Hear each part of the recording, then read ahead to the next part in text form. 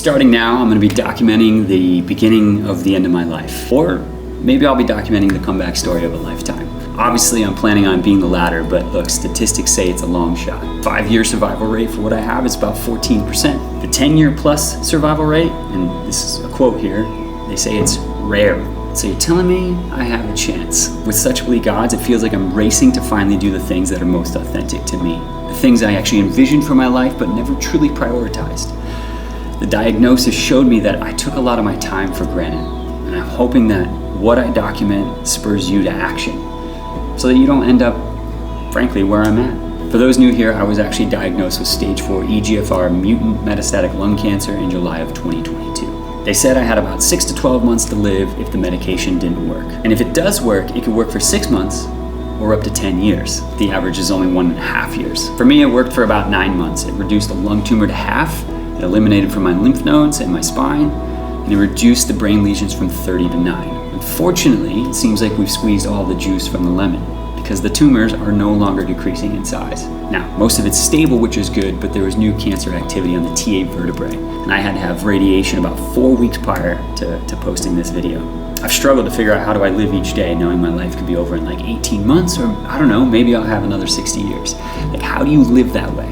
In essence, like, how do you YOLO as if life is over and make sure you're prepared for the future if you live longer than expected? Well, I think through this process I've realized that I might not be doing what is authentically me my entire life. Had I been, perhaps I would have had this experience that I'm calling sustainable YOLOing, where everything I do every single day makes me feel like I'm living authentically me down to my last breath, whether it's 18 months or 60 years. Before cancer, I found myself trying to build businesses or make loads of cash in lucrative industries to eventually do the things I actually cared about doing. And now it feels like time is running out. I mean, I was, always running out of time. We all are, yet I kept putting things off. Maybe you are too. Now my days flip between, let's go, time is of the essence. And then the other days I'm like, why even try? Like, what's the point of trying if I'm not gonna see this come to fruition? Frankly, this shit's hard. But if I want a chance at 60 more years to do the things I'd imagine and become the person I'd imagined that I'd become, then I have to become elite. I have to become metabolically, physically, and mentally elite just to live. Which is interesting when you think about it. When you consider I wanted to be a big wave surfer, a world traveler, and a filmmaker. And prior to cancer, I wasn't doing any of the work required to be any of those things. I did some, but not enough. Cancer, though, has gifted me the chance to live the life that I actually envisioned.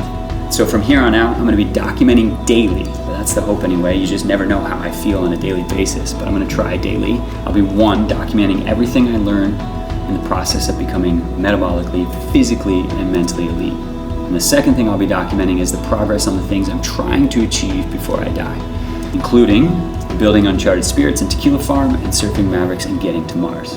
Look, I'm far from an expert in metabolic, physical, or mental eliteness, and my chances of accomplishing any of these other things is actually quite small. I put Mavericks at about 1% and Mars at much less than that. But fuck it, I'm gonna take the swing anyway. What do I actually have to lose at this point? My hope is that what I learn in this race that I'm running to save my life will help you in some way, but without having to get my disease. So why am I doing this? Why be so public about it? It's because I want to leave this place just a little bit better than I found it. And I believe that being as transparent as possible will help others avoid finding themselves in similar situations. In essence, I believe publicly documenting this progress and this process will actually save lives. It's a bold statement, I know. Just give me some time and enjoy the show.